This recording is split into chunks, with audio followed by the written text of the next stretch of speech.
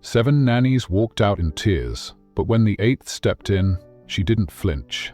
Faced with the millionaire's unruly sons, she looked them in the eye and said the unthinkable, "Now you clean." What happened next shocked not only their father, but an entire community. Before we dive into this unforgettable journey, tell us in the comments, where are you watching from? If stories about love, sacrifice, and second chances speak to your heart, hit that subscribe button, because tomorrow we're bringing you another powerful story you won't want to miss. Alexander Blackwell was a man whose name commanded respect across business circles. His empire stretched across continents, his fortune large enough to silence critics, and his influence heavy enough to shift markets. Yet behind the iron gates of his mansion, Alexander faced a battle he couldn't win. Not in boardrooms, not with wealth, and not with power. The battleground was his own home, and the opponents were his 2 young sons, Nicholas and James. Nicola, the elder at 10, carried an air of arrogance that belied his age. Sharp-eyed and quick-witted, he wielded his words like a blade, often cutting down anyone who tried to guide him. James, only 7, was equally fierce but in a different way. His rebellion was wild and physical, often ending in chaos. Together, the boys created storms no one could control. It wasn't always this way. Their mother, Charlotte, had once been the anchor of the household, gentle yet firm, guiding them with love and discipline. But her sudden passing 2 years ago had shattered not only Alexander's heart, but also the fragile sense of stability in his sons' lives. Left alone with grief, they lashed out at the world, and Alexander, lost in his own pain, had struggled to step into the role Charlotte once filled. At first, he believed money could solve the problem. Tutors, therapists, and nannies were brought in one after another, each arriving with glowing recommendations and leaving in defeat. Some lasted a week, others only a few days. The boys seemed to take pride in driving them away. Their mischief escalated with each new face, as if daring anyone to stay. "Even money can't buy discipline for those boys," neighbors whispered. The gossip spread beyond the gates, carried into the community by staff who could no longer stomach the endless chaos. Rumors reached Alexander's business partners too, each whisper a dagger to his pride.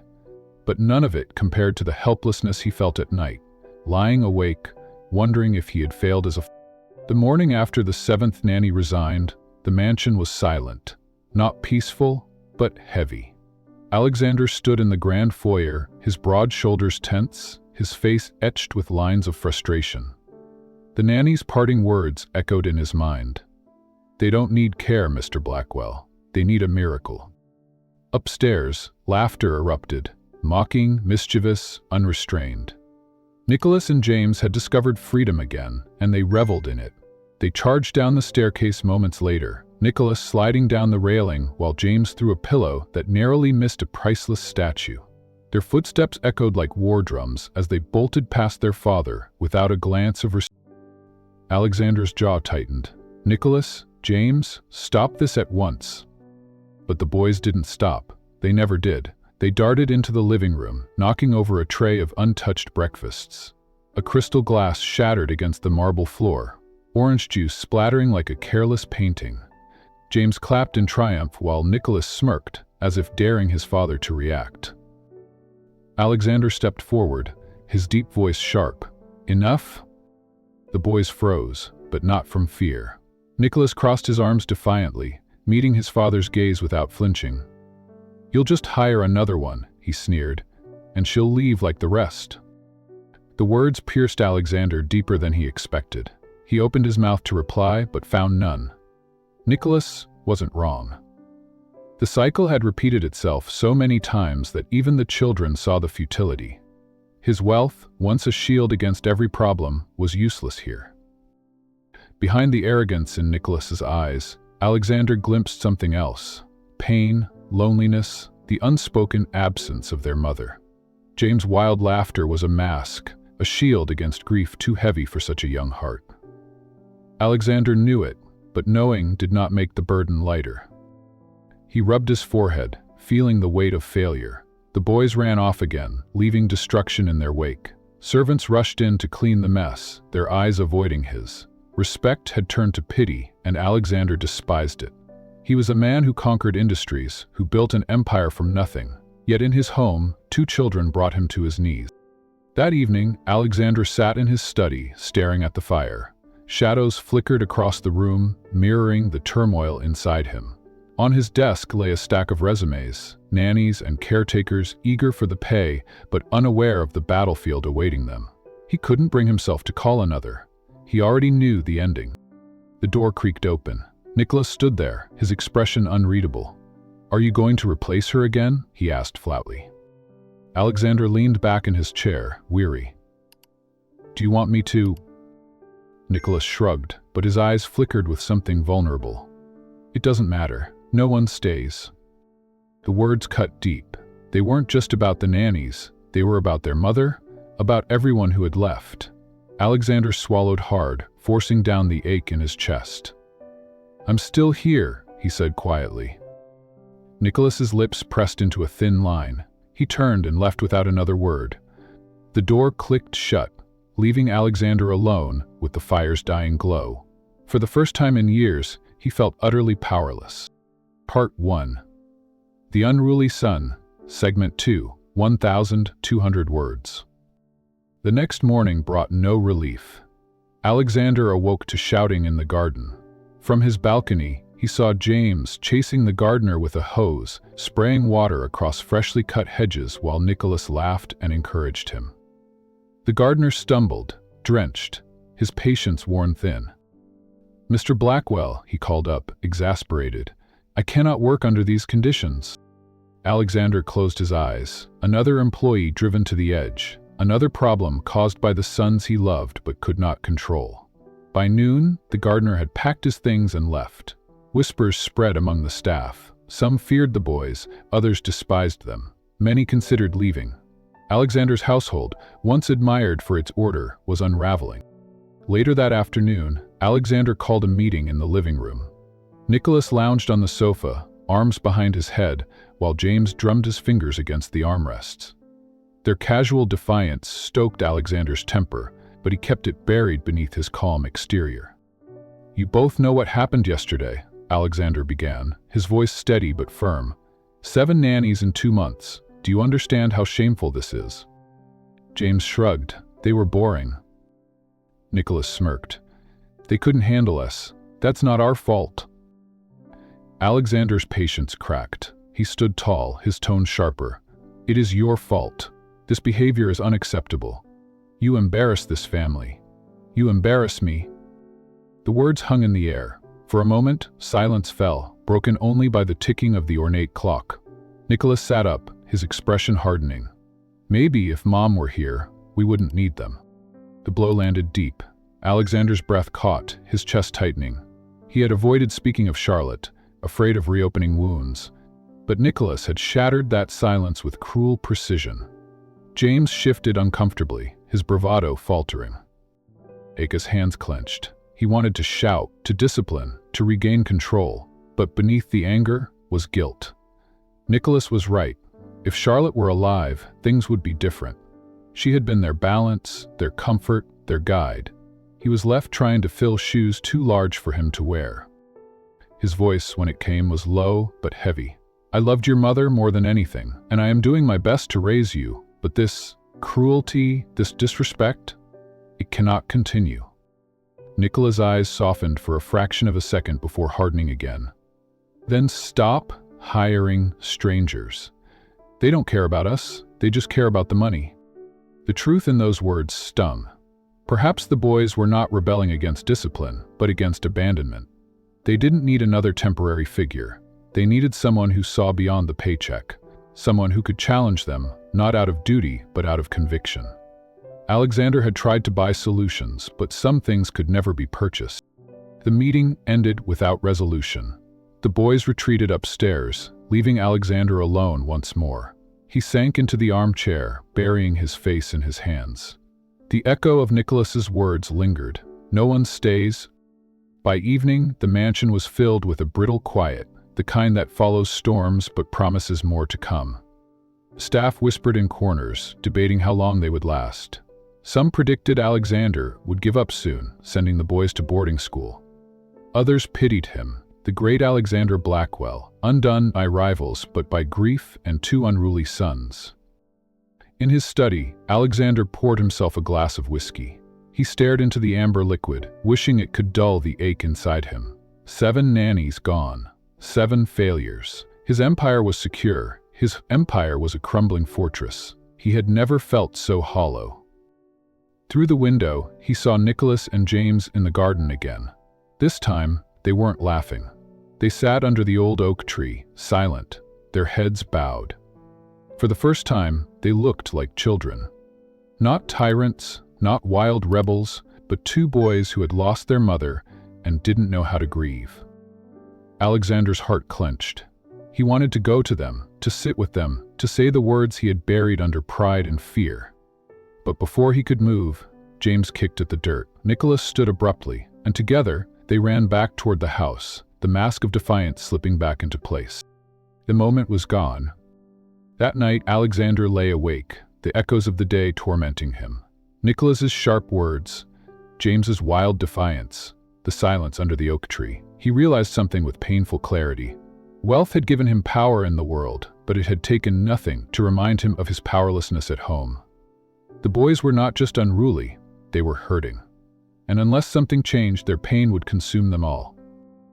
As the clock struck midnight, Alexander whispered into the darkness, as if Charlotte might still hear him. "I don't know what to do." The mansion stood quiet, but its silence was heavy with unspoken battles and unanswered prayers.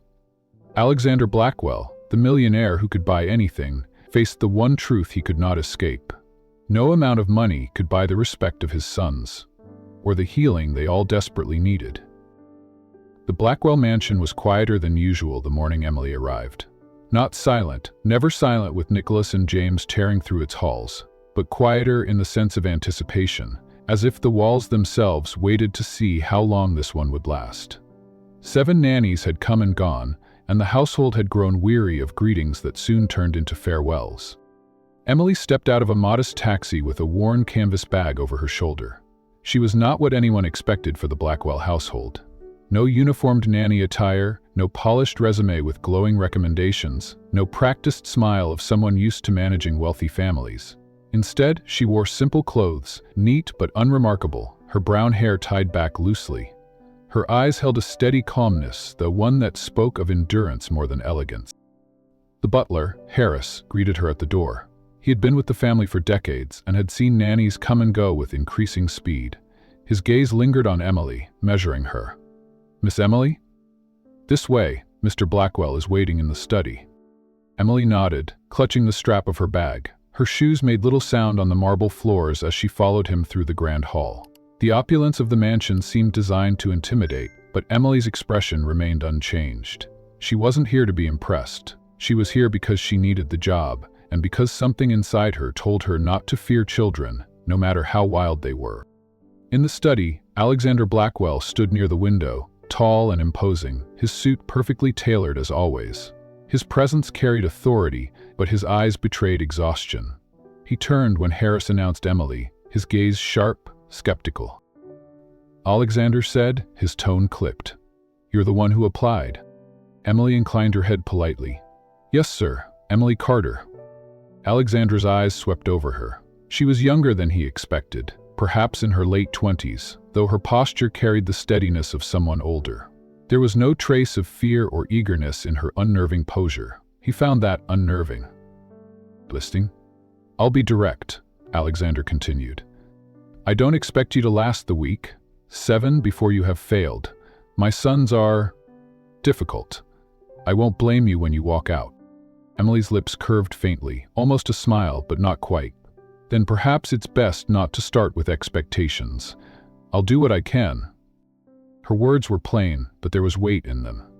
Alexander studied her a moment longer before nodding toward the door. "They're waiting in the playroom. Harris will take you." "I'll be observing." As Emily followed Harris again, her thoughts were steady. She knew the rumors, had heard the warnings. Friends told her she was mad to even try, but she had grown up with siblings who fought and screamed through poverty and hardship.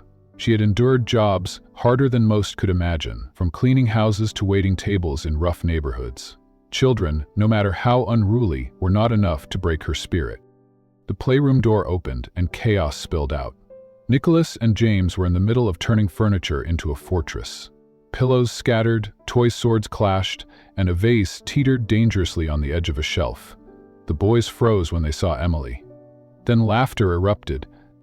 "Another one," James shouted, pointing dramatically. "The next victim." Nicholas smirked, his gaze sharp. "She won't last 3 days."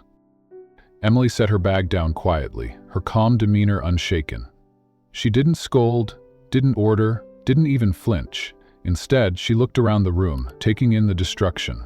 Slowly, she walked to the shelf and caught the vase before it could fall, setting it back with deliberate care. Then she turned to face the boys. "You've built quite a fortress," she said evenly. "Strong walls, but I wonder, does it stand against a storm?" The boys blinked, their mocking laughter faltering for just a moment. No nanny had ever responded like that.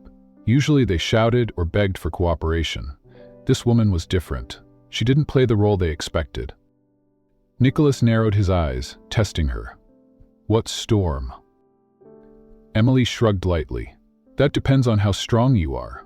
She sat down on the floor, folding her legs beneath her, as if she had all the time in the world. "But I suppose I'll find out."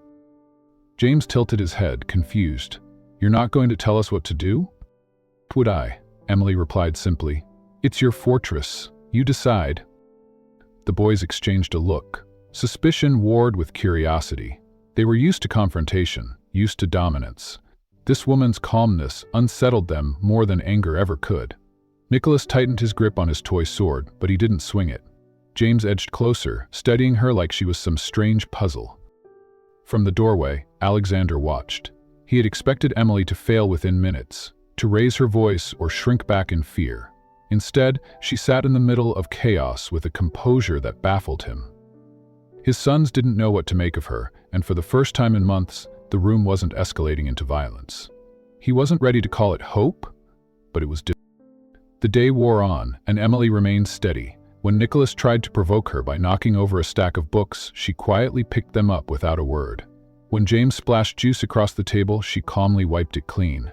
Every act of defiance was met not with outrage but with quiet persistence. She did not ignore them and observed them, and the more she observed, the more she began to see. Nicholas was sharp, calculating. He tested boundaries not just for fun, but to see who would stand firm and who would crumble. James was more impulsive, driven by energy he didn't know how to contain. Together, they were a storm of grief disguised as rebellion. Emily recognized it, though she didn't yet name it aloud. Children did not act out without reason. Pain always left its. By evening, the boys grew restless. Nicholas threw down his sword and declared, "She's boring." James crossed his arms. "Yeah, no fun." Emily looked at them with calm eyes. "Then you'll have to try harder." The boys blinked. Nicholas narrowed his eyes, suspicion flickering again. "What's that supposed to mean?" Emily rose from the floor, brushing dust from her hands. "It means I've seen worse." Her voice wasn't boastful, but steady, matter-of-fact. She picked up her bag and added, "Dinner will be ready soon. You should wash up." The boys stood, frozen, unused to dismissal. Nannies begged them, bribed them, or fought them. This woman simply spoke as though they had no choice but to comply. And strangely, they didn't protest. They watched her leave, confusion etched on their faces. In the dining room, Alexander sat at the head of the long table, observing closely. The boys shuffled in reluctantly, whispering to each other. Emily entered last, taking a seat near the children, not at the far end where nannies usually isolated themselves. Harris served dinner in stiff silence, his expression carefully neutral. The meal began, and as expected, chaos followed. James flicked peas at Nicholas, who retaliated by spilling water across the tablecloth. Alexander's jaw tightened. He was ready to unleash his fury, but Emily's hand moved first. Calmly, she took a napkin, wiped the spill, and handed another to Nicholas. "You made the mess," she said gently. "You clean it." Nicholas froze. His mouth opened in protest, but Emily's gaze was steady, not unkind, not demanding, simply expectant. For a long moment he hesitated. Then, to Alexander's astonishment, Nicholas picked up the napkin and mopped the spill. James stared wide-eyed, as if witnessing an impossible act. Alexander's fork hovered in midair. He couldn't believe it. No shouting, no threats, just quiet expectation, and his son obeyed. He caught Emily's eye across the table, and for the first time, something like respect flickered there. The boys, however, were not so easily subdued. After dinner, they regrouped in the hall, whispering conspiracies. Nicholas's voice was sharp with determination. "She thinks she's clever, but we'll break her like the rest." James nodded eagerly. "Tomorrow, we'll make her run." Emily passed them on her way upstairs, hearing every word. She didn't stop them, didn't warn them, didn't show the slightest flicker of fear. Instead, she thought quietly to herself, "We'll see." That night, as Alexander stood on the balcony overlooking the dark gardens, Harris approached. "She's different," the butler said softly. Alexander didn't look away from the stars. "Different doesn't mean she'll last." Harris hesitated before adding, "But she might." Alexander said nothing, but his silence carried more weight than words. For the first time in months, he dared to wonder if perhaps the cycle could be broken. But he had lived too long with disappointment to let hope rise freely. He would wait and watch. And upstairs, behind a modest bedroom door, Emily unpacked her bag. She placed a single photograph of her family on the nightstand, her anchor in every place she worked. Then she sat on the edge of the bed, her hands folded calmly, ready for the battle she knew awaited her in the morning. The Blackwell boys had declared her the next victim. Emily Carter had silently accepted the challenge. The war had begun. Morning broke pale over the Blackwell estate, and the house woke to whispers of conspiracy. Nicholas and James had risen early, moving like shadows with the giddy focus of pirates. They tied a thin string across the threshold. They sprinkled marbles beneath the hallway runner. They stacked blocks on a console. In the laundry room, they aimed a small fan at a bowl of flour. Emily stepped from her room at 7. She carried a canvas caddy instead of a purse, folded cloths by color, a spray bottle labeled glass, another labeled surfaces, a whisk broom, a dustpan that clipped to its handle. Her hair was pulled back. Her expression was steady. She did not trip over the string. She paused, noticed it, and plucked it up with 2 fingers. She pocketed it. She nudged the runner with her shoe and saw marbles glint beneath. She collected them. When the blocks teetered and fell, she caught the last collapsing column and stacked them out of the walkway. At the laundry door, she hesitated, hearing the faint whir. She opened it slowly, letting the door push the fan back instead of forward. The cord tugged free, the bowl skidded, and flour lifted, then settled on the tile. Emily stood in the dust. She dampened a cloth and drew a clean line through the white.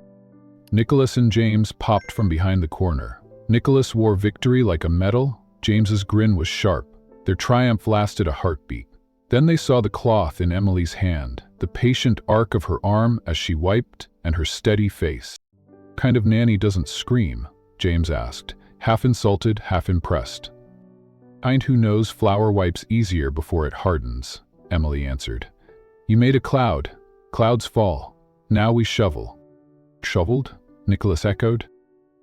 Emily crouched and pushed the cloth toward him, then handed the whisk broom to James. "If you make a mess, you clean it with me." The line landed between them like a tool. Adult punished and shouted. Adult called for staff. No one turned the moment into shared work. Nicholas looked to James. James stared at the broom, then at Emily, then at the flour along the baseboards. "What if we don't?" Nicholas asked, testing the old rules. "Then the floor stays white," Emily said, mild. "Your socks will be white, your bed will be white, the housekeeper will be polite while furious with you. Or, we clean, the floor will shine, and we will be finished before pancakes." "Cakes," James said, hunger flicking across his face. "And only if the flour is where it belongs." Nicholas exhaled.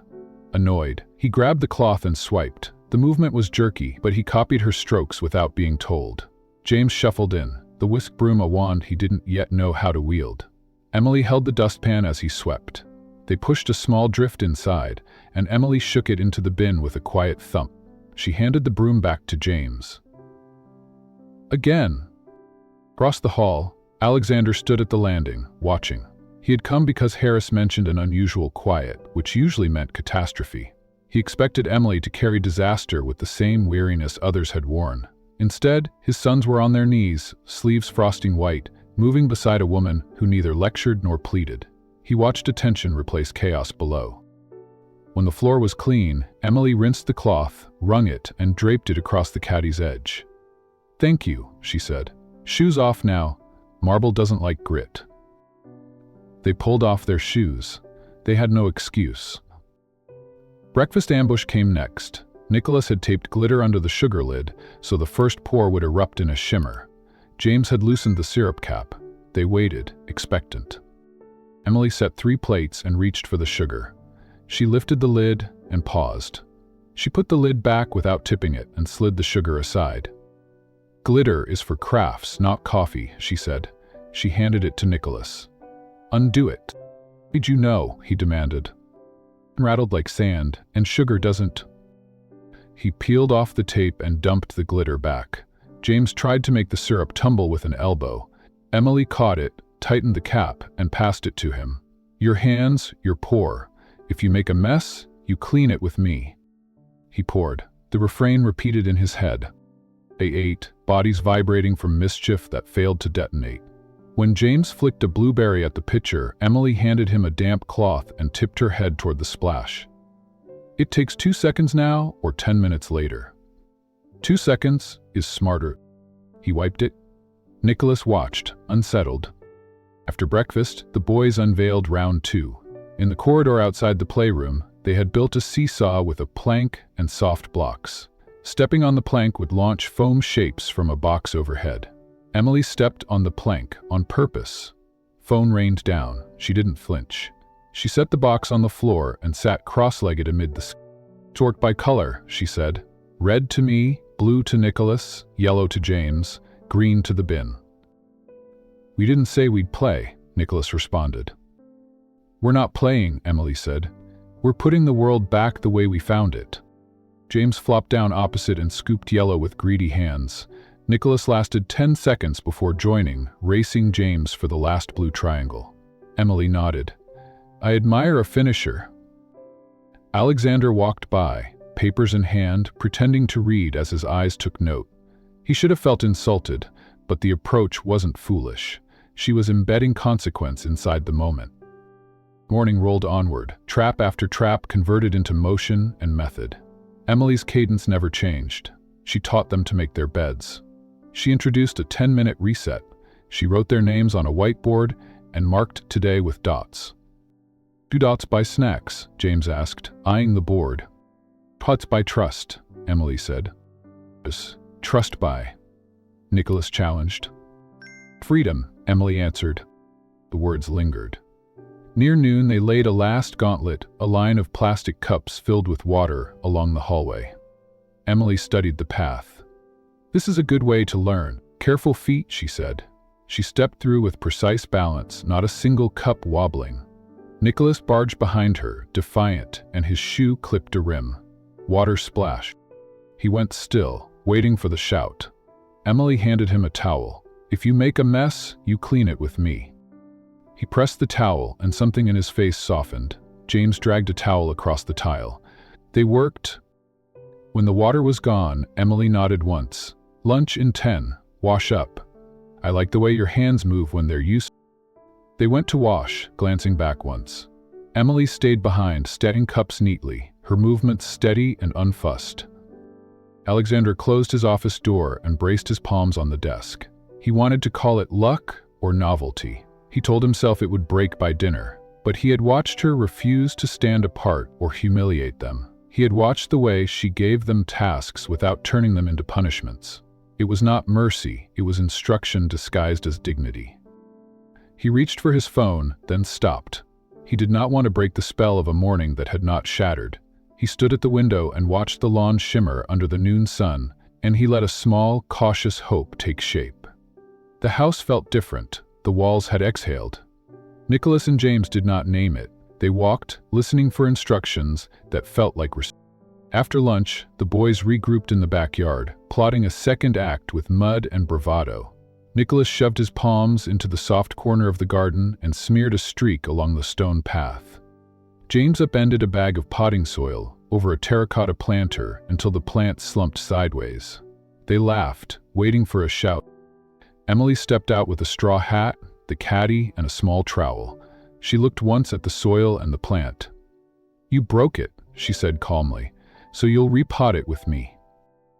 "We don't do gardening," Nicholas said. "You didn't do floors either," Emily said. "Gloves." They repotted 2 plants and stood back at a neat line of revived greenery. James wiped his forehead with the back of his wrist, leaving a muddy slash like war paint. The gardener rounded the hedge, frowning, then blinking at the order. "They apologized," Emily said. Nicholas lifted his chin. "We're sorry for messing up the pots," James added. "We fixed them." The gardener's expression softened. "Good job," he said, and James's shoulders loosened by a millimeter. In the playroom, paint had landed on canvas, wall, and bookcase. "You made a sky," Emily said. "Skies need drop clocks." She spread an old sheet on the floor and set the easel over it. 10-minute reset, timer on. 2 hands, 1 to play, 1 to put away. Slow, firm wipes removed lines, tiny circles worked on the baseboard.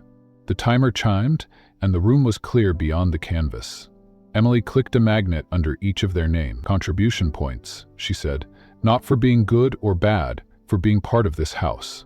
"Do points buy games?" James asked. "Points buy choices," Emily said. Its voice, Alexandra appeared in the doorway. "All right in here?" he asked. "They're finishing a sky," Emily said. In the late afternoon, they crushed crackers over the island and scattered cutlery. Emily walked in and did not gasp or scold. "Cracker crumbs belong in meatloaf topping or birdseed," she said. "Pick a path, cooking or courtyard." "Cook," James muttered. "Fine," Nicholas added. Emily handed them 2 zip bags and a rolling pin, guiding them as crumbs became ingredient. They washed the island, sorted the cutlery, and Emily wrote on the whiteboard. "Reset, repot, crumb." At dinner, sauce landed on the placemat. Emily stood, placed a towel in each boy's hands, and waited. "If you make a mess, you clean it with me." No staff came. James wiped, Nicholas followed. When dinner ended, Emily stacked plates and the boys carried cutlery to the sink. Alexander watched from the edge, arms folded, noticing concentration without defiance. He found Emily in the pantry, labeling bins. "They usually double down by now," he said. "I refuse to make chaos interesting," she said. "I make the repair interesting." "Consequences without humiliation," Alexander murmured. "Responsibilities with dignity," she said. A crash interrupted them. In the foyer, James had knocked over a narrow coat rack. Emily knelt. "2 sets of hands," she said. "Lift together on 3. They lifted, the base steadied. She tightened the screw with a small tool. "2 hands," she reminded. "1 to play, 1 to put away." Nicholas looked at his father. Alexander met his eyes and nodded once. By bedtime, the board carried more words, and magnets clustered under their names. "Same time," Emily said. "Same map. Will there be pancakes?" James asked. "If Flora stays in the jar," Emily said. "And glitter?" Nicholas tried. "In the craft bin," she said. Before lights out, James peeked back into the kitchen. He lifted a clean cloth, folded it in half, and set it square on the counter. Nicholas noticed and scoffed, then copied the fold as if it were nothing. She said, "I see it," and clicked a magnet into place. The sound was tiny, yet both boys straightened as if a quiet bell had rung. Alexander kept to the edges. He walked past the library and the music room, listening for the usual thunder. He watched Emily with a basket. The boys dropped their socks inside. They returned a book to the shelf. When she turned and saw him, their eyes met. He expected triumph. He found resolve, as if this day was a baseline she intended to hold. "Thank you," he said, meaning it. "It's their work," she replied. End of chapter. It wasn't the answer he expected. The hall fell still. Emily's footsteps receded. Alexander stood there long after the silence settled, a small smile easing the hard line of his mouth. He returned to his office and typed a note. "Stop underestimating ordinary tools." Her cadence echoed. "If you make a mess, you clean it. With me." And for the first time in a long time, he believed that one line might hold. The morning sun had barely climbed over the gardens when the first storm of rebellion broke loose. Nicholas and James had been plotting since dawn, their whispers sharp and urgent as they crouched by the fountain outside. The plan was simple: cover the courtyard in mud and pull Emily into the mess. If she wanted to stand tall, they would drag her down to their level. They kicked over watering cans, ripped open sacks of soil, and stirred the earth with hoses until the flagstones became a swamp. Then, with triumphant yells, they hurled the first clumps at each other. Mud streaked across their clothes, spattered up their arms, caked in their hair. By the time Emily arrived, summoned by the racket, the courtyard looked like a battlefield. She stopped at the threshold. Her canvas caddy was looped over her arm, but she didn't step into the swamp. Nicholas spotted her and hurled a muddy handful straight at her white blouse. It struck with a wet slap. James clapped his hands, wild with laughter. "Look at her now," Nicholas shouted. "The queen of clean." Emily stood still. Her blouse clung to her, brown and heavy. She looked down at the smear, then raised her eyes to the boys. Her voice, low but even, cut through the chaos. "You made this," she said. "Now you clean." The laughter froze in the air. James blinked, expecting her to shriek, to chase them, to collapse into despair. Nicholas smirked, but the smirk faltered under her steady gaze. "Do you think mud scares me?" Emily said. She stepped into the courtyard, each foot sinking with a squelch, and walked to the nearest overturned can. She set it upright, then she handed a rag to Nicholas. "Start with the fountain. Wipe the stone until it shines again." "I'm not your servant," Nicholas shouted. She said, "You're the one who made this mess, so you're the cleaner." James tried to bolt toward the hedge, but Emily's voice followed him like iron. "If you run, it stays. Then you'll eat dinner with mud on your hands and dirt in your bed. You choose." He stopped, his shoulders rigid. Slowly, resentfully, he turned back. The boys dragged their hands over the stone, smearing more than wiping at first. Emily crouched with them, showing them how to wring the rag, how to scrub in circles until the marble whitened again. She did not shout, she did not beg, she simply repeated, "Now you clean." By midday, the courtyard gleamed once more. Their arms ached, their clothes were ruined, and their tempers frayed. Emily stood with them, streaked with mud but calm. "Next time," she said, "remember how long it takes to undo destruction. Your time is valuable. Don't waste it on foolishness." Nicholas glared, but for once, he didn't argue. That night, at dinner, the rebellion returned. The boys tipped their plates deliberately, sauce dripping onto the pristine white tablecloth. A glass of juice toppled, staining the embroidered fabric. Emily didn't flinch. She handed each boy a "You spilled it, now you clean." The butler looked scandalized. "Miss Emily, perhaps the staff—" "However," she said firmly, "this is theirs." Nicholas groaned. Jane muttered under his breath, but under her watchful eyes, they blotted, scrubbed, and rinsed until the cloth was bearable again. Emily folded it herself, set it aside, and only then sat down to finish her meal. Alexander had been watching quietly from the head of the table. He had seen every nanny scream, every nanny run, but this woman refused to give his sons the satisfaction of breaking her. She was not their adversary, nor was she their servant. She was something unfamiliar, immovable. And the boys didn't know how to fight it. The true clash came 2 days later. It began with a broken window. Nicholas, furious at losing a board game, had hurled the pawn across the room. The glass shattered, scattering shards over the floor.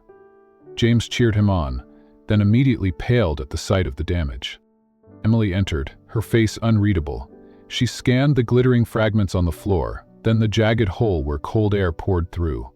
Her silence pressed down on them harder than any scream could have. "Do you know what glass can do to bare feet?" she asked finally. The boys shuffled. "Cut," James mumbled. "Cut deep," Emily said. "Bleed. Scar? This isn't just a broken window. It's danger you created. So," she pointed to the brooms leaning in the corner, "now you clean." Nicholas's jaw tightened. "This isn't fair. That's what the staff is for," said Howell, clear his thought. "The staff didn't throw it. You did. You clean?" They tried to resist. They tried to complain. But Emily's voice left no space for rebellion. Reluctantly, they swept, bending low, their movements stiff with resentment. Emily guided them, showing how to angle the bristles so the shards gathered in neat lines. She crouched with them, holding the dustpan steady. "Slowly," she said, "because one careless push, and you cut yourselves worse than you cut this house." It took an hour to finish. By then, sweat beaded on Nicholas' forehead, and James's hands trembled from gripping the broom. Emily wrapped the bag of shards and tied it tight. She set it in the bin and looked at them both. "Glass breaks fast," she said, "but mending takes work. Remember that before you throw again." That night, their fury reached its peak. At dinner, James stood suddenly, grabbed a plate of stew and dumped it on the floor. Nicholas followed, kicking his chair back and scattering bread rolls like stones. The dining room erupted in chaos. Food everywhere, dishes clattering, sauce dripping from the table onto the carpet. Emily stood, calm as always, and repeated the words that had become her banner. The boys froze. No one had ever demanded this of them. Not teachers, not servants, not their father. But Emily stood tall, unwavering, pointing to the floor as though the command itself was carved in stone. "You want to throw?" she said. "Then you will scrub, every drop, every crumb, until the room is as it was." Application, Nicholas sneered, waiting for her to crack. James slumped, exhausted from his own tantrum. But Emily handed them cloths, bent down first herself, and began wiping. Slowly, reluctantly, they joined her. Alexander sat at the head of the table watching. He wanted to intervene, to protect, to order the staff. But something stopped him. The sight of his sons on their knees, forced to undo their own destruction, stirred something deeper than discipline. It stirred hope. For the first time, the boys learned boundaries that money could not bend. Emily would not be bribed. Emily would not be scared. Emily would not be broken. Hours later, when the dining room shone once more, Emily stood and looked at them both. "Your anger does not excuse destruction," she said, "and it will not free you from the work it creates. Remember this night." Nicholas dropped the cloth, his face pale. James leaned against the chair, exhausted. Alexander met Emily's gaze, and for the first time in weeks, he allowed himself to exhale. The battle had been fought. The war, perhaps, was only beginning. But tonight, victory belonged to Emily, and to the first fragile seeds of change. The house was quieter after the battles Emily had endured with Nicholas and James. The chaos had not disappeared, but its sharp edges had dulled. Where once every day carried the threat of a new rebellion, there was now an uncertain pause, a hesitation in the boys' mischief. They still resisted, but something about Emily's calm persistence had left an imprint. Late one evening, Emily moved through the halls with her usual patience, checking that the rooms were in order. She had just finished folding laundry in the utility room when she heard a sound she had not expected. Muffled sobs. They drifted faintly through the open door of the library. Emily paused. Nicola, the eldest, was hunched over a book he had not been reading. His shoulders shook, his hands scrubbed at his eyes. He didn't notice her at first. When he did, he turned quickly, scowling, but the redness of his eyes betrayed him. "Go away," he muttered, his voice hoarse. Emily stepped inside quietly, not rushing, not demanding. She sat down across from him, leaving enough space for him to feel uncornered. "Crying doesn't make you weak," she said softly. Nicholas gritted his teeth. "You wouldn't understand." Emma's gaze was steady. "Try me." For a long moment, silence stretched between them. Then the words spilled out of him in bursts, raw and jagged. "I miss her. I miss Mom. Everyone tells me to be strong, but no one even talks about her anymore. Dad pretends he's too busy, James is too little to remember properly. And his voice broke, his fists clenched. "I feel like if I cry, she'll be gone for real." Emily's chest tightened. She leaned forward, her tone gentle but firm. "Nicholas, missing her doesn't erase her. It means she mattered. It means she still matters." He blinked at her, startled. "But if I keep messing up, if I keep being bad, would she hate me?" Emily shook her head. "Discipline isn't punishment. It's care. It's love that wants you to grow, not sink. Your mother would want you to live in a way that honors her memory, not hides from it." Nicholas' lip trembled. He turned away, wiping at his cheeks. "No one ever said it like that." Everyone just yells at me or tells me to stop acting out. We're in the dark. Yet Emily said, "But I won't let you destroy yourself either. You're more than your tantrums, Nicholas. You're a boy who loved his mother and still does." Words lingered in the quiet library, settling into the cracks of his heart. For the first time, Nicholas didn't spit back a retort, didn't slam a door. He just sat there, breathing unevenly, but listening. From the doorway, Alexander stood, frozen. He had come to check the rooms himself, but stopped when he heard his son's broken voice. The sight of Nicholas opening up to Emily left him shaken. He had never been able to reach his son like that, and now, a woman with no nanny's training, no polished background, had done what money had failed to buy. The days that followed showed subtle, undeniable shifts. Nicholas no longer greeted Emily with open defiance. He still rolled his eyes, still tried to assert his independence, but the venom had dulled. Something inside him had softened the night he cried in the library. James noticed it too. At first, he teased his brother, mocking him for going soft. But one evening, Emily found James sitting quietly in the corner of the game room, clutching a toy car that had once belonged to his mother. His small fingers traced the chipped paint, as though afraid to let it go. Emily crouched beside him. That was hers, wasn't it? James nodded without speaking. His throat worked, his eyes glistened. "She gave it to me," he whispered finally. "Said I should always keep it, but I dropped it once and it broke. Dad bought me 10 more, but they're not the same." Emily placed a hand on his shoulder. "Because those cars are just things. This one carries love that can't be replaced." James's chin trembled. "Do you think she knew I loved her?" Emily smiled softly. "She didn't just know, she felt it. Every hug, every smile, every time you held her hand. That's what mothers remember." James buried his face against her, his sobs muffled in her shoulder. Emily held him, steady and patient, letting him release what he had buried for so long.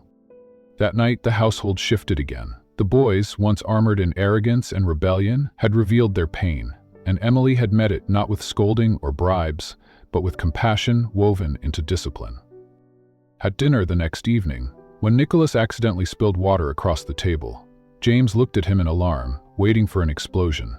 But Nicholas sighed, grabbed a cloth, and muttered, "Now you clean." The words carried a different weight this time, not mockery, but acceptance. James giggled through his surprise and helped blot the water. Alexander, watching silently, felt his throat tighten. Emily caught his gaze briefly.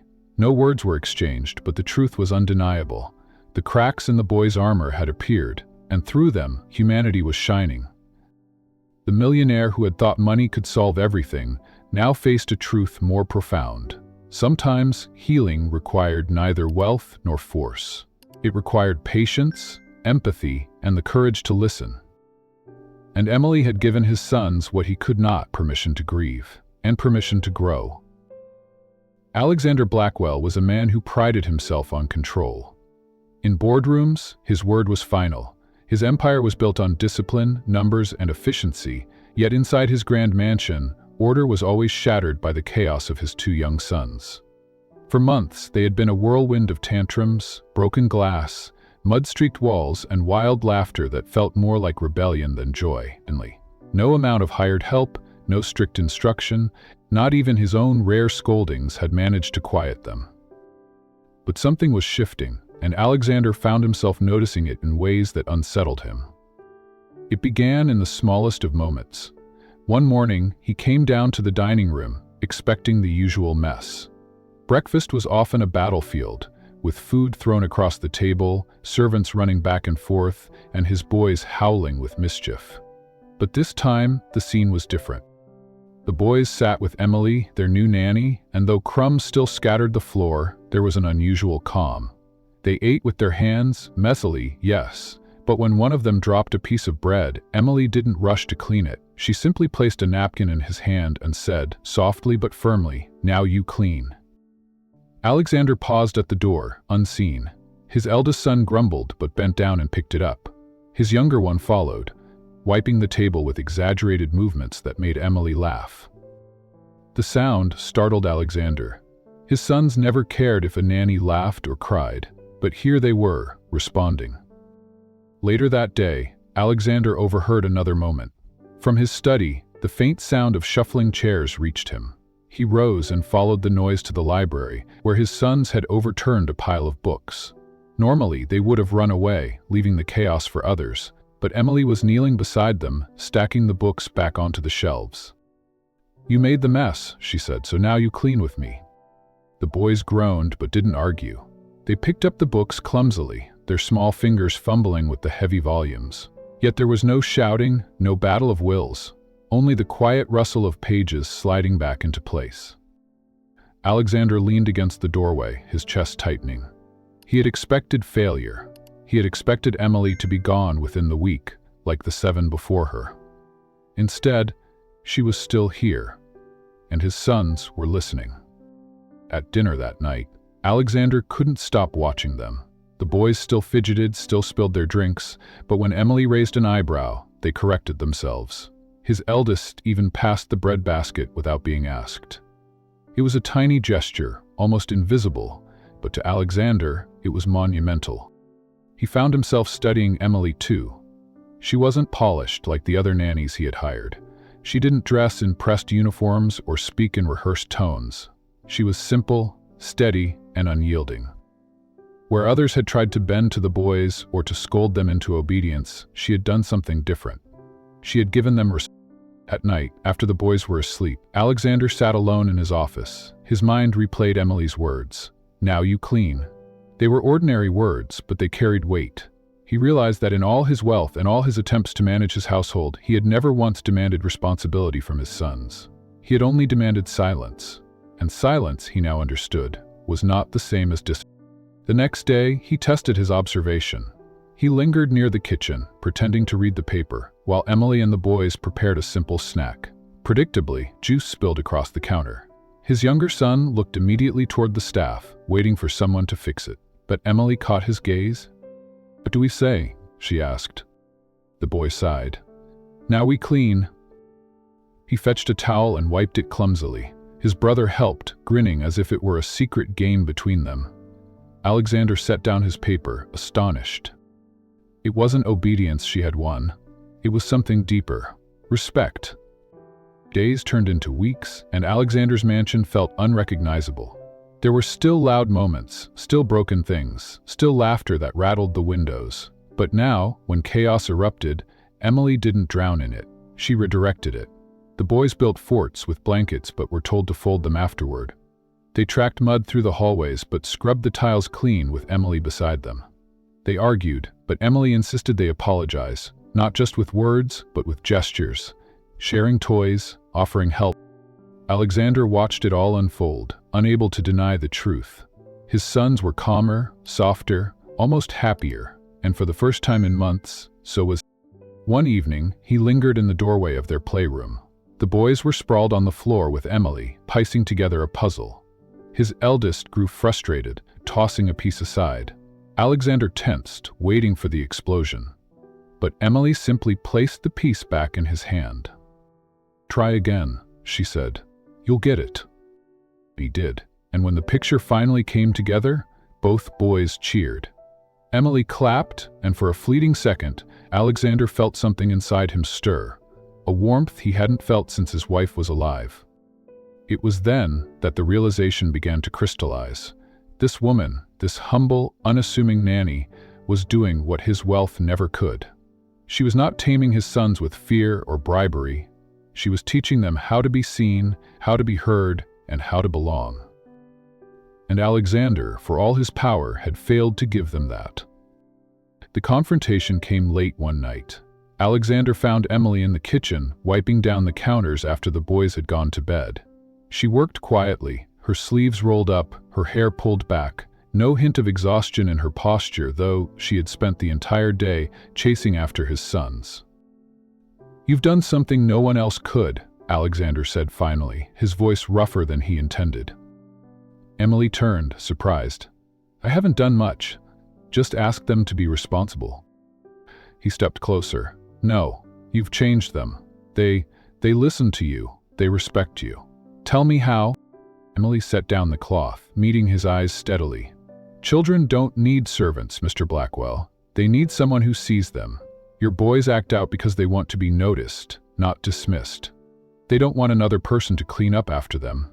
They want someone to believe they're capable of doing it themselves. Were on her words, hit him like a blow. Alexander swallowed hard, staring at her. He had built his empire by delegating, by hiring others to solve problems. He had treated his home the same way, filling it with nannies and staff to patch over the cracks in his sons' lives. But Emily had seen through it. He thought of his wife then, the way she used to kneel beside the boys, laughing as they stacked blocks or baked messy cookies. She hadn't cared about the spills or the clutter. She had cared about them. Alexander's chest ached. All this time, he murmured, more to himself than to her. I thought discipline meant control, but you're telling me it means connection. Emily nodded softly. Respect, Mr. Blackwell. It can't be bought, has to be earned, by giving it first. The silence stretched between them, heavy with unspoken truths. Alexander felt his throat tighten. For months he had blamed his sons, blamed the nannies, blamed the world. But now, standing in his spotless kitchen, he saw the truth clearly. The failure had been his. The next morning, Alexander joined his sons at breakfast, something he rarely did. They stared at him in surprise as he poured his own coffee and sat down. When his youngest dropped a spoon, Alexander picked it up, placed it in his son's hand, and said quietly, "Now you clean." The boy blinked, then grinned, wiping the table with a napkin. Emily, standing nearby, smiled faintly but said nothing. It was a small gesture, almost invisible, but for Alexander, it was the beginning of something new. He wasn't just watching his sons change anymore. He was ready to change with them. At night, long after the house had gone quiet, Alexander stood by his study window, looking out at the darkened gardens. His empire was vast, his wealth secure, his reputation untouchable. But none of it mattered compared to the laughter he had heard at dinner, the sight of his sons working together, the quiet strength of a woman who had reminded him what truly mattered. For the first time in years, Alexander Blackwell felt awake. The day began like any other, but it would become the moment that shifted everything for the Blackwell family. Emily awoke early, as she always did, preparing for the boys' inevitable storm of energy. She had grown used to their antics, mud tracked across hallways, pranks hidden in corners, sudden bursts of defiance. Yet in the weeks since she arrived, something had changed. The boys were not quite the same as they had been before. Their mischief still lingered, but there was a glimmer of restraint, a sliver of respect, in the way they looked at her. Still, old habits die hard, and the mansion was full of temptations for two restless hearts. That afternoon, while Alexander worked in his study and Emily busied herself in the kitchen, the boys decided to test the boundaries again. They had discovered that sliding down the grand banister of the staircase was thrilling, though strictly forbidden. Today, however, they wanted to take it further. They dragged cushions from the living room, arranging them at the bottom of the stairs. To their young minds, it seemed safe enough. But cushions slipped, and wood is unyielding. The eldest climbed onto the railing, grinning with bravado. "Watch me fly," he shouted, ignoring his younger brother's nervous laughter. He slid down, faster than expected, the polished wood carrying him like a bullet. The cushions shifted, skidding across the marble floor. He landed hard, his arm narrowly missing the edge of a table. Pain flashed in his face, though he tried to mask it with another laugh. His younger brother, emboldened, climbed next. "My turn," he declared, eager to prove his courage. But his small hands slipped on the railing. His foot caught awkwardly, and in an instant, his body tilted sideways. Emily's heart nearly stopped. She had just entered the hallway and saw him dangling, about to crash to the floor below. Without thinking, she rushed forward. Her arms caught him mid-fall, pulling him into her chest just before his head would have struck the marble. She stumbled, knees slamming into the floor, but she held him tightly, shielding him from the impact. The house went silent, the only sound the ragged breaths of a frightened child pressed against her. The older boy's bravado cracked. He stared at his brother, then at Emily, horror dawning in his eyes. He could have. Emily set the younger boy down gently. Her voice was calm, but her eyes were fierce. That could have ended very differently. You are not invincible. Do you understand? Both boys nodded, their faces pale. For once there was no laughter, no smirk, no defiance. Only the raw awareness of danger narrowly escaped. Then, Emily did something neither of them expected. She did not comfort them with false assurances. She did not scold with endless shouting. Instead, she placed the fallen cushions back into their hands. We made this mess, she said, steady and firm. Now, you clean. Words struck like thunder. The boys glanced at each other, shame burning their cheeks. Their small hands gripped the cushions, dragging them back toward the living room. For the first time, they were not cleaning because Emily insisted. They were cleaning because they knew they had to. Because they had caused harm, not only to their home, but nearly to themselves. Alexander, drawn by the noise, appeared at the top of the staircase. He froze, watching the scene unfold below. His sons, once wild terrors, were silent as they stacked the cushions neatly. Emily stood beside them, her expression neither cruel nor soft, but resolute. Then it happened. The eldest boy turned to his brother, his voice trembling. I'm sorry. The younger one nodded, eyes wide. I'm sorry too. Emily said nothing. She only touched their shoulders briefly, letting their words hang in the air, heavy with meaning. Alexandra's breath caught in his chest. Never in all these months had his sons uttered those words. Apologies were foreign to them, drowned beneath tantrums and arrogance. And now, standing in the golden light of the hallway, they had spoken them without being told. Something inside Alexander shifted. It wasn't just that his sons were learning discipline, it was that they were learning humanity. And it was Emily who had given it to them. The rest of the day carried a different weight. The boys moved with unusual quietness, as though the near accident had left a shadow over their play.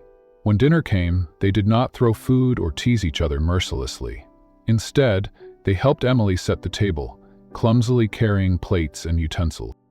Alexander watched from the head of the table, astonished. He had never seen them act with such consideration. When the younger one spilled his juice, he reached for a napkin without prompting, murmuring, "Now I clean." Emily only gave a small, approving nod, and Alexander felt his throat tighten. Later that evening, after the boys had gone to bed, Alexander sought Emily in the kitchen once again. She was washing the last of the dishes, sleeves rolled up, her movements slow and methodical. "You saved him," Alexander said quietly, his voice thick with unspoken gratitude. Emily didn't look up. "He's just a child, Mr. Blackwell. They both are. They don't know how close they were to real danger." Alexander stepped closer, his eyes heavy with emotion. "And yet, you didn't just save him. You made them face it. You made them own it. I don't think anyone has ever demanded that of them before."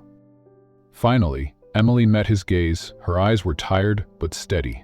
They need to know their actions matter, that mistakes have consequences. Without that, they'll grow up thinking the world will always clean up after them. And one day, that kind of thinking will destroy them. Her words rang with truth, echoing deep in Alexander's chest. He thought of his wealth, of the endless staff who had always shielded his boys from consequences. He thought of his own absence, his reliance on money to replace presence. Shame flickered through him, sharp and bitter. But alongside it was something else. Hope? Because Emily was here, and she was showing his sons a path he hadn't believed possible. In the days that followed, the change became undeniable. The boys were still mischievous, still full of energy, but their defiance softened. They began to check themselves, to pause before acting recklessly. They listened when Emily spoke, not with fear, but with trust. And slowly, they began to listen to their father too. One evening, as Alexander read in his study, his eldest son knocked timidly on the door. It was a sound Alexander had rarely heard. His sons usually barged in without. "Father?" the boy asked. "Can I come in?" Alexander looked up, stunned. "Of course." The boy stepped inside, fidgeting with his hands. "I wanted to say, I'm sorry for scaring you." On the stairs. Words cut through Alexander like lightning. He set his book aside, his chest tight. "You don't need to apologize," he began, but stopped himself. Emily's lesson rang in his ears. Responsibility? Respect? Truth. He said softly, "Thank you. I accept your apology. And I hope you'll be more careful." The boy nodded, relief washing over his small face. Then he left, closing the door gently behind him. Alexander sat for a long time, staring at the door, overwhelmed. For the first time, his sons were becoming young men, not spoiled heirs, not reckless children, but boys learning the weight of their choices. And it was because of Emily. That night, Alexander found himself by the window once more, gazing out at the city lights. His empire stretched far beyond those streets, but none of it compared to the quiet transformation inside his own home. He thought of Emily's courage, her calm, her unshakable resolve. She had not only tamed his sons, she had saved them. And in doing so, she had saved him too. In that moment, Alexander knew with absolute certainty, Emily was no ordinary nanny. She was irreplaceable. The morning light spilled across the Blackwell mansion, softer than it had been in months. For once, the grand halls did not echo with chaos, but with laughter. The transformation was subtle yet undeniable. Where once the boys had stormed through the corridors, leaving mess and destruction in their wake, they now moved with a purpose that surprised even them. It began with small things. The younger boy tugged at Emily's sleeve after breakfast, holding a damp rag in his small hand. "I want to help," he said, his voice shy but determined. He bent down to wipe the crumbs from his chair, careful not to miss the corners. The eldest, usually the ringleader of mischief, followed with the broom, sweeping up what his brother missed. Emily watched them quietly, her lips curving into the faintest smile. She had seen many moments of defiance, many storms of resistance, but this was something new. A choice. They were no longer acting out of fear or consequences or to prove their strength. They were helping because they wanted to. Alexander entered the dining hall just as the boys were finishing their task. He stopped in his tracks, blinking as if he couldn't quite trust his eyes. His sons, the same ones who had driven away 7 nannies in less than 2 months, were working together without complaint. "What's going on here?" he asked, his voice a blend of astonishment and curiosity. The eldest looked up, pride in his eyes. "We're cleaning, like Emily says. We made the mess, so we clean it." For a long moment, Alexander had no words. His heart swelled with a strange mix of pride and gratitude. He turned his gaze toward Emily, who stood quietly to the side. She did not gloat or boast. She simply met his eyes with calm assurance, as though to say, "This is what patience brings." The day unfolded with more surprises. Instead of racing through the garden leaving broken branches and trampled flowers, the boys carried watering cans, drenching the soil with clumsy enthusiasm. Emily guided them gently, never taking over, letting them learn the rhythm of responsibility through their own hands. When one spilled too much water and created a puddle, she didn't scold. Sibylle handed him a small towel. "Now you clean," she said, the familiar mantra, and he did, smiling as he worked. By afternoon, even the staff of the mansion noticed the difference. Whispers traveled quickly. The boys had changed. The house no longer felt like a battlefield, but like a home. Servants who once dreaded their shifts now lingered in doorways, marveling at the sight of discipline softened by joy. And in the quiet moments, when Emily thought no one was watching, Alexander's gaze followed her. He saw the way she crouched to meet the boys at their level, the way she listened to their words with genuine care, the way she corrected them without crushing their spirits. It was a kind of strength he had not known existed, different from his boardroom authority, deeper than his financial power. That evening, something extraordinary happened. The boys insisted on setting the dinner table. They carried plates with shaky hands, arranged silverware, even folded napkins in clumsy triangles. When Alexander entered the dining room, the sight stole his breath. The long table, usually a symbol of distance, now glowed with warmth. His sons beamed, waiting for his approval. "You looked perfect," he said softly, his voice breaking with emotion. Emily stepped forward, ready to retreat to her usual place with the staff, but Alexander stopped her with a quiet firmness. "Emily," he said, his eyes steady, "tonight, you're not serving. Tonight, you dined with us." The room fell silent. The boys looked at each other, then at their father, then at Emily. Her brows furrowed in surprise. "Sir, Alexander interrupted gently. not as the nanny, not as the help, as part of this family. The words hung in the air, heavy and tender. Emily hesitated, her heart pounding. She had never expected this. She had come into this house to face chaos, to endure the storms of two unruly boys. She had fought every battle with patience and resolve, but never had she imagined she would be seen, truly seen, as more than just an employee. The boys cheered, tugging at her hands. "Sit next to us," the younger insisted. "Please, Emily, sit with us." And so she did. That night, the Blackwell family shared a meal, not as fractured pieces, but as something whole. The boys laughed between bites, Alexander listened with pride, and Emily, for the first time, allowed herself to belong. News of the transformation spread beyond the mansion walls. The community, once quick to mock Alexander's failure as a father, began whispering new words. "The woman who did the impossible," they said. "The one who tamed the Blackwell heirs." Neighbors who had once pitied the millionaire now looked with wonder, unable to deny the visible change in his children. For Alexander, the whispers mattered less than the truth he lived each day. His sons no longer hid behind mischief. They sought Emily's approval with eager hearts, and even more, they sought his. Where once they had met his authority with rebellion, they now approached him with respect. It was as though Emily had unlocked a door he hadn't known existed. One evening, as the sun dipped behind the hills, Alexander watched from the study window as Emily and the boys cleaned the garden tools together. Their laughter drifted through the open glass, warm and alive. For the first time in years, he felt something stir within him, a peace he had thought lost with his wife. When the work was done, he joined them in the garden. The boys rushed to his side, each taking one of his hands. "Father," the eldest said proudly, "we helped Emily today. We didn't make her do everything, we cleaned too." Alexander knelt, pulling both boys into his arms. His voice broke as he whispered, "I'm proud of you, more than you know." Emily stood a few steps away, her face illuminated by the fading light. Their eyes met, and in that silent exchange, Alexander knew she had given him more than discipline for his children. She had given him back his. That night, at dinner, Alexander raised his glass. "To Emily," he said, his voice carrying across the table, "for showing us that love and discipline cannot be bought but earned, with patience, with courage, and with heart." The boys clinked their glasses of juice against his, echoing the toast with innocent cheer. Emily lowered her eyes, humbled, her cheeks warm with quiet gratitude. From that day forward, Emily was no longer just the nanny. She was the heartbeat of the Blackwell home. The boys sought her guidance. Alexander trusted her wisdom, and the mansion, once filled with noise and chaos, became a sanctuary of laughter, order, and love. In the end, it wasn't wealth or power that had saved the Blackwell family. It was patience. It was integrity.